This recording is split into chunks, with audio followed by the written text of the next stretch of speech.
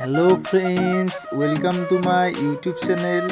नमस्कार, मैं जयति शर्मा सकलोके मोर नतुन चैनल जे शर्माলৈ स्वागतम जनाइছোঁ। এতিয়া আমি ছাগলী কেনেকৈ পেলুৰ ওপৰত খুৱাম সেই তেনেকৈ আমি আপোনালোকক দেখুৱাম। এইটো হৈছে পেলুৰ আমাৰ লিকুইড ঔষধ। আমি এটা সিৰিঞ্জ লম আৰু এই সিৰিঞ্জটো আমাৰ সৰু সিৰিঞ্জৰ প্ৰথমতে আমি কি কৰিম, আগৰ যোনটো আমাৰ সৰু টোপ আছে সেই টোপটো আমি কাটি দি তেতিয়া আমাৰ ছাগলীটোক ঔষধটো খুৱাত আমাৰ ছাগলীজনীয়ে কষ্ট নাপায়। তেনেকৈ আমি ঔষধটো খুৱাম। ডাঙৰ ছাগলী হ'লে আমি ডাঙৰ সিৰিঞ্জ ল'ম আৰু যিহেতু আমাৰ ছাগলী সৰু গতিকে আমি সৰু সিৰিঞ্জ এটা লৈছোঁ আৰু ইয়াত ml আমাৰ বয়স অনুমতে আমি mlটো বঢ়াই যাম। আমাৰ যেহেতু আমাৰ ছাগলী আছে 2 মহীয়া 4 মহীয়া আৰু 2 বছৰীয়া ছাগলী আছে, গতিকে আমাৰ যেহেতু এতিয়া আমি 2 মহীয়া ছাগলীটোক পেলুৰ ঔষধ খুৱাম। আমি 0.5 ml আমি লৈছোঁ লিকুইড ঔষধ।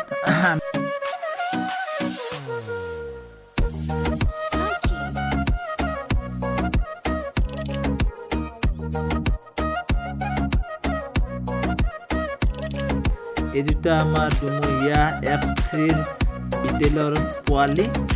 ইহঁতক আমি পেলুৰ ঔষধ আমি 0.5 ml কৈ দিছোঁ।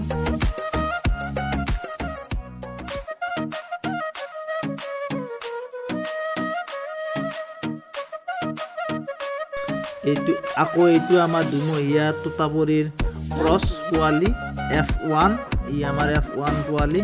আৰু এইটো আমাৰ আকৌ পিউৰ বিটেলৰ 4 মহীয়া পোৱালি, পিউৰ বিটেল। এয়া চাওক আপোনালোকে পিউৰ বিটেলৰ পোৱালি। ইয়াক আমি 1 ml কৈ পেলুৰ ঔষধটো খুৱাইছোঁ।